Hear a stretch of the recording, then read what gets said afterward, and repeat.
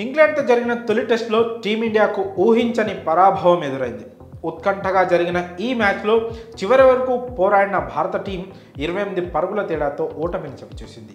231 పరుగుల సాధారణ లక్ష్యంతో బరిలోకి దిగిన భారత జట్టును 202 పరుగులకే ఆలౌట్ చేశారు ఇంగ్లాండ్ బౌలర్లు. ఆ జట్టు అరంగేట్రం స్పిన్నర్ టామ్ హార్ట్లీ 7 వికెట్లతో చెలరేగాడు. కాగా ఈ ఓటమికి కారణం ఏంటో మ్యాచ్ అనంతరం జరిగిన ప్రెస్ మీట్ కాన్ఫరెన్స్లో చెప్పుకొచ్చాడు team India captain Rohit Sharma. South Africa పర్యటనలో అదరగొట్టిన టీమిండియా అదే జోరును సొంత గడ్డపై ఇంగ్లాండ్తో జరిగే 5 టెస్టుల మ్యాచ్ల సిరీస్లోనూ చూపించాలని భావించింది. కానీ ఊహించని విధంగా తొలి మ్యాచ్లోనే భారత్కు షాక్ ఇచ్చింది ఇంగ్లాండ్.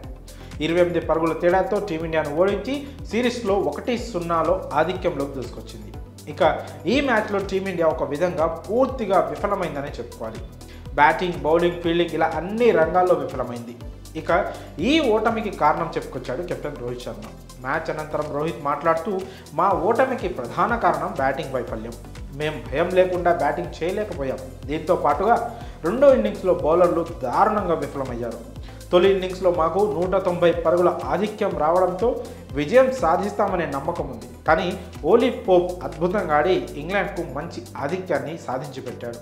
ఇది మ్యాచ్ను మా నుంచి చేజారేలా చేసింది. అయితే లోయర్ ఆర్డర్లో బ్యాటర్లు తమ శక్తికి మేర రాణించారు. వారు రన్స్ ఎలా చేయాలో టాప్ ఆర్డర్కు తెలిసేలా చేశారు. భరత్, అశ్విన్, సిరాజ్, బుమ్రాలు పోరాడినప్పటికీ ఓటమి తప్పలేదు అని రోహిత్ శర్మ పేర్కొన్నాడు. ఇదిలా ఉండగా సిరాజ్, బుమ్రాలు ఆటను 5వ రోజు వరకు కొనసాగిస్తారని అనుకున్నామని రోహిత్ తెలిపాడు. కానీ మేము మరో 20-30 పరుగులు చేసుంటే ఫలితం మరోలా ఉండేదని చెప్పుకొచ్చాడు Rohit Sharma. Tom Hartley, Ollie Pope మ్యాచ్ను టీమిండియా నుంచి లాగేసుకున్నారని, వారు అద్భుతంగా రాణించారని ప్రశంసించాడు హిట్ మ్యాన్. ఇక మ్యాచ్ విషయానికి వస్తే ఇంగ్లాండ్ తొలి ఇన్నింగ్స్లో 246, రెండో ఇన్నింగ్స్లో 420 పరుగులు చేసింది. భారత్ తొలి ఇన్నింగ్స్లో 436, రెండో ఇన్నింగ్స్లో 202 పరుగులకు ఆలౌట్ అయ్యి 28 రన్స్ తేడాతో ఓడిపోయింది.